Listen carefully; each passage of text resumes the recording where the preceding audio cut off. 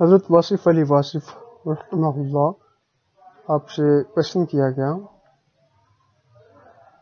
کیا کوشچن کیا گیا دیکھتے ہیں۔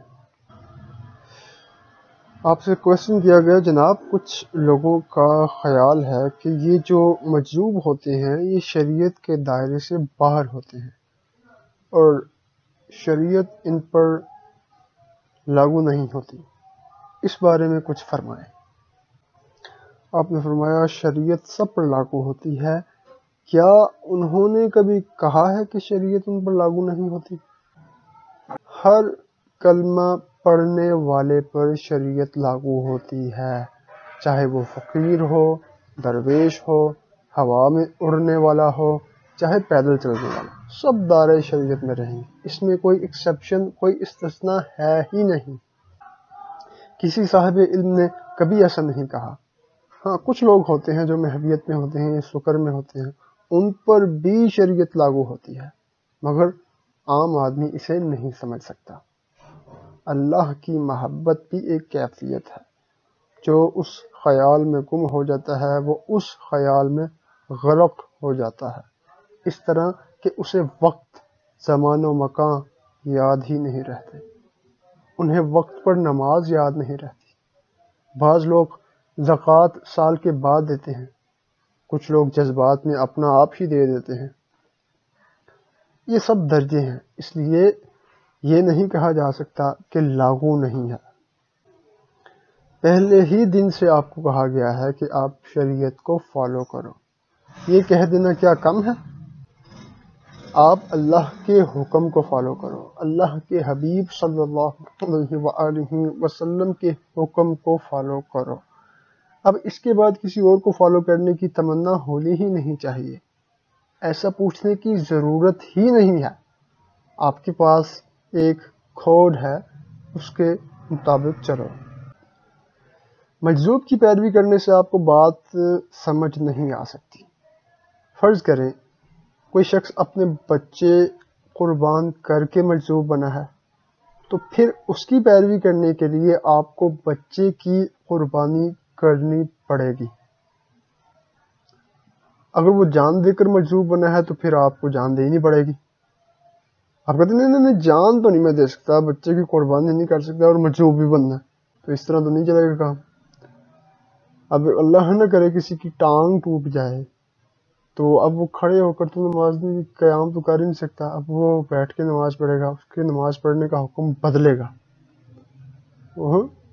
وہ کھڑا نہیں ہو سکتا، اب کھڑا نہیں ہو سکتا، کرسی پر بیٹھ کے نماز پڑھے گا، یا اشاروں سے جو بھی اس کا حکم ہوگا، حکم اس کا بدلے گا۔ تو آپ یہ دلیل دیں جی وہ دیکھو جی وہ بیٹھ کے نماز پڑھتا، بھائی وہ اس لیے بیٹھ کے پڑھتا ہے نماز کیونکہ اس کی ٹانگ ٹوٹی ہوئی ہے، آپ کی ٹانگ تو بالکل ٹھیک ہے، آپ تو کھڑے ہو کے نماز پڑھیں۔ تو مجذوب جو ہوتے ہیں ان کی حالت ہی ایسی ہوتی ہے، وہاں تو اس پر لاگو ہوتی یا نہیں ہوتی، ان کا حکم چینج ہوتا ہے۔ کس حال میں ہوتے ہیں؟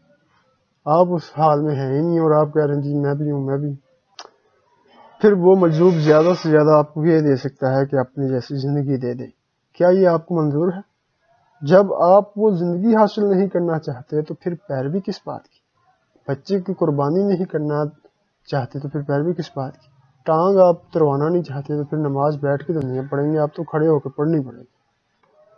ان لوگوں کی پیروی کرو جن کی زندگی اور جن کی عاقبت آپ کو صحیح لگے، ان کی پیروی کرو جو آپ کی زندگی میں اصلاح پیدا کر سکیں، ان کی پیروی کرو جو آپ کو عافیت کا راستہ بتائیں، ان کی پیروی کرو جو آپ سے خواہشات کا بوجھ ہٹا سکیں، ان کی پیروی کرو جو زندگی کا سفر آسان کر دیں۔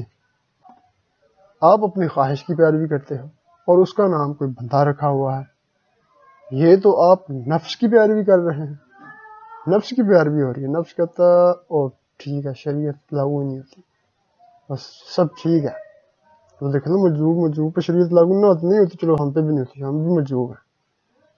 نفس تو اس عمل کی طرف جائے گا نہیں، نفس تو کہے گا بس آسانی ہو، مجھے آسانی، سکون، تسکین موجود ہے، وجود کا تسکین، ہر چیز میں تسکین، راحت، اس لیے پیروی کرنا جائز نہیں ہے جب تک مقصد واضح نہ ہو۔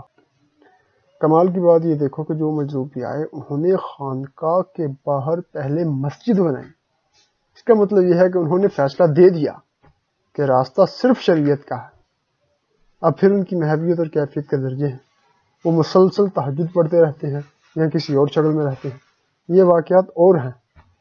اس لیے بہتر راستہ شریعت کا ہی ہے، اس میں کوئی ترمیم نہ کرو، کوئی کمی بیشی نہ کرو، جو اللہ نے فرمایا بالکل وہی رہنے دو، یہی بہت کافی ہے۔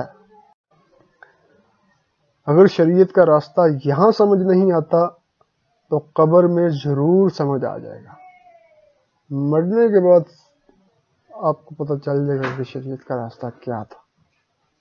یہاں آپ اپنے نفس کی پیروی کریں، جی میرا دل یہ کہتا ہے، فقیر یہ کہتا ہے، کسی فقیر نے آج تک یہ نہیں کہا کہ شریعت، کوئی ایسا مقام ہے ہی نہیں ہے، کوئی ایسا لیول آیا ہی نہیں ہے دنیا میں، مطلب زندگی میں کوئی ایسا لیول ہوتا ہی نہیں ہے کہ اس لیول میں اگر آپ آ جائیں گے تو شریعت لاگو نہیں ہوگی۔ آپ